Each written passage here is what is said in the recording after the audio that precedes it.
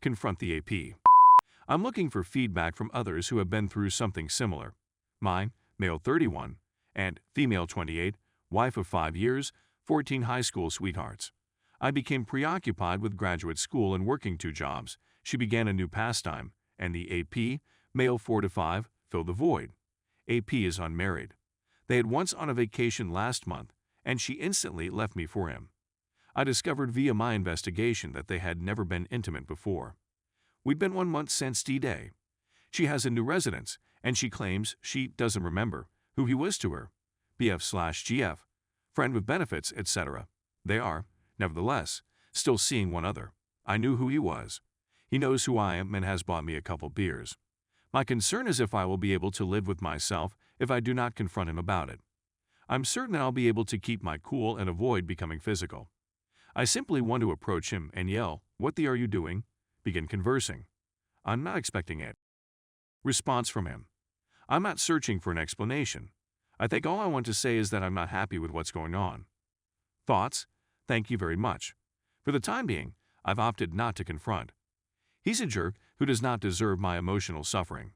Update 1. We're regressing. Background: high school sweethearts for 14 years, married for 5 years. She, 29 female, dumped me, 31 male, in favor of a 45M male from her pastime group. She informed me about a 6-month EA program that concluded with a PA position. She ended our relationship due to a lack of intimacy. I believe she became to the dopamine rushes she had during her EA and forgot I used to make her feel that way. She now has her own apartment, where he spends the majority of his evenings. It's been nearly 2 months after D-Day, and I'm in desperate need of assistance. We're still in North Carolina, which is incredibly convenient. My recovery seems to be reversing in the past week or so. I was in a decent position till that point, but now I can't quit hating myself. I know it's not my fault, but I can't quit thinking about things I wish I had done differently. This isolation offers me much too much free time to daydream. I eventually got to the point where I was just thinking about her for around 6 hours a day rather than the whole day, but now I'm back to 8-10 hours each day.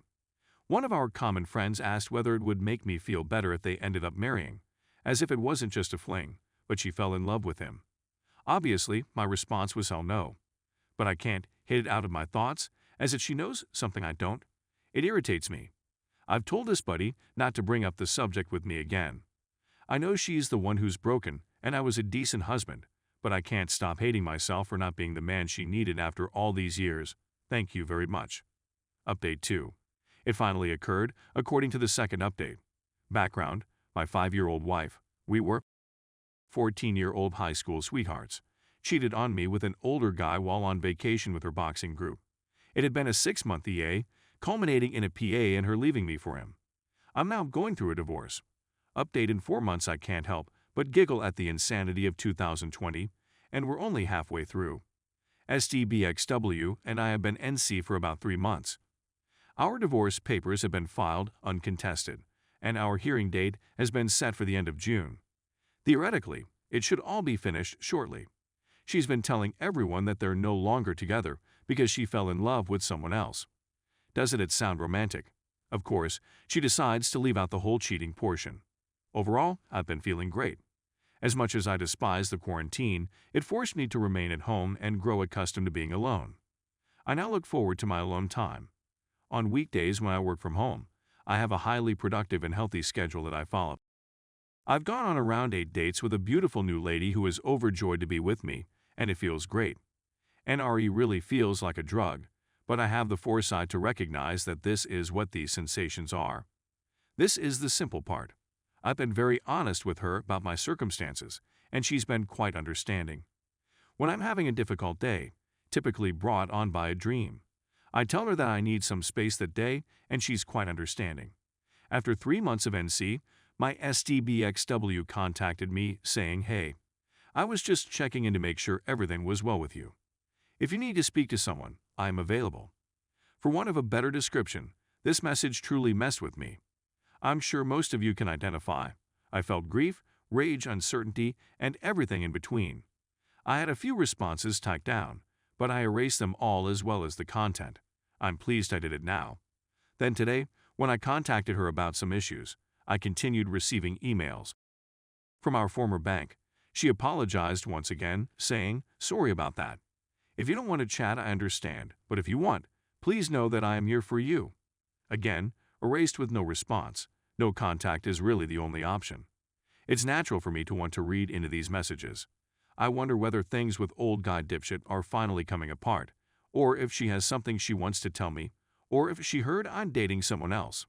Anyway, once again, thank you very much. Everyone warned she'd attempt to re-enter my life in some way or another, but I didn't believe them. And now we're here. Wow, thanks for the gold. Thank you very much for this community once again. The replies have been incredible, and they have helped me understand the full value of that message. Update 3. Mutual acquaintances. Those pals eventually responded. Well, it's taken us a week to react because we honestly don't know what to say. It seems that your mind is made up, and we don't have much say in the matter.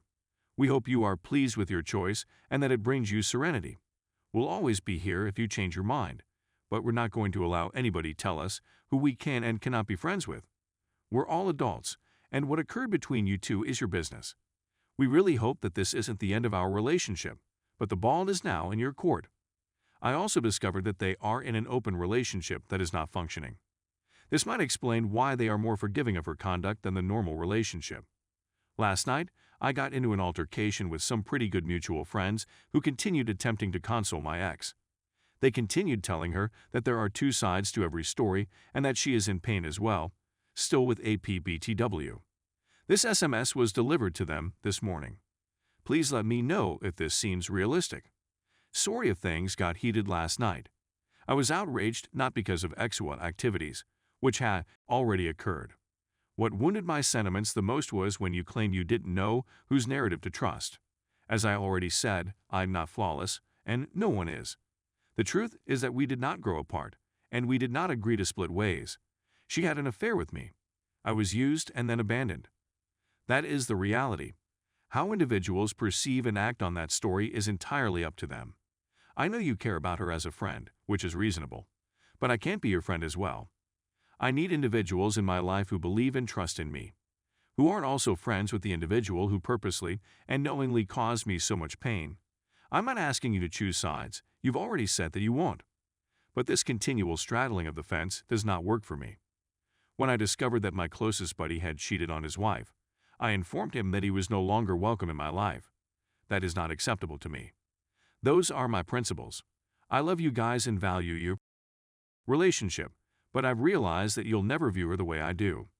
I've never had a breakup with a buddy before, and to be honest, I feel horrible about it all, but I also know that it had to happen. Update 4. Do you think in black and white? 3 different individuals have told me in the past month or so that my thinking has become too stark and white following D-Day 6 months ago. Every time, the context has been different, and I wanted to check in with the community to see if I'm overreacting. The first is clearly with my ex-WW. When I tell people that I'm not, yet, prepared to forgive her for what she did, and that I will never speak to her again, especially while she's still with her AP.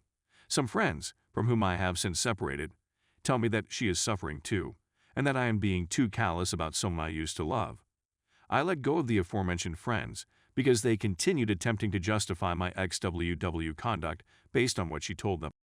They also continued to provide her updates on my life even after I requested them not to. Finally, I don't believe I'd be friends with folks who attempt to be on the fence. I told them there was no explanation for what she did, and if they didn't feel the same way, we couldn't be friends anymore. See my post history for more context.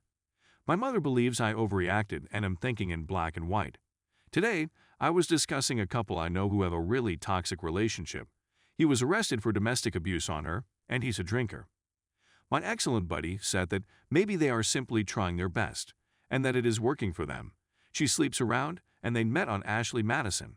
No, I responded that garbage is bad for you. Again, the charge of thinking in black and white.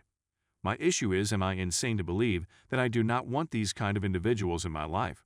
Have I grown harsh and frigid as a result of infidelity, or do I just have greater clarity now that I've been through it? I've been attempting to be more forceful recently, and I'm not sure how others are reacting to the shift. Any advice would be much welcomed. Thank you. Final update. 9-month update and coping hello, everyone. In my case, my male 31, Wife, female 28 of 5 years, and we had 14 high school sweethearts. I became preoccupied with graduate school and working 2 jobs. She began a new pastime, and the AP, male 46, filled the void. AP is unmarried. They moved in together after she confessed to having an affair for a year. Divorced in May after being separated in January. We haven't spoken since. If you read my post history, you'll find that I cut a lot of friends out of my life. People who made excuses for her conduct, I subsequently discovered, had a history of infidelity or were in failed open partnerships. I no longer have time for such folks. The book No More Mr. Nice Guy was really useful in teaching me how to put my foot down on this subject. The previous few months have largely been great. On the advice of my friends, I began using a dating app shortly after my divorce was completed to get my feet wet. In hindsight, it was too soon, but I had dragged myself out of the gutter and was sick of staying alone in my home for 4 months during COVID lockdown. I had a decent pattern going and I wasn't blaming myself anymore, owing in large part to the wonderful folks on this sub. I went to therapy once a week until August, when my therapist suggested that I should be able to function on my own, which I agreed with. I still have generalized anxiety, which I never experienced before, and it is tough for me to manage. Lifting large weights is absolutely beneficial. In August, I completed graduate school and started a new career, which was tremendously lucky and helped alleviate a lot of anxiety about the future. As it turns out, the third person I went on a date with is a wonderful lady. I wasn't expecting anything so fast, but the goal of going on a date is to meet someone like her, so I persisted. We've been dating for 6 months and everything is going swimmingly. I'm an open book about what occurred, and she knows I'm not perfect, but our communication is fantastic. I used to be nervous whenever there was a first. Partly because this dating is all new to me, and partly because my former life triggers me. First dates, first kisses, first sleepovers, first intimate encounters, and so on are all part of the process, but they are also difficult. I'm not sure whether it's because everything occurred so quickly, or if it would have happened otherwise, but it doesn't really matter now since it's all in the past. I'm really ashamed to disclose that I, too, suffer from anxiety. However, I believe that is something that we males should be more honest about.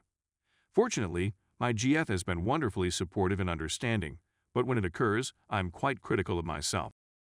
It's not something I'm comfortable discussing with my female therapist.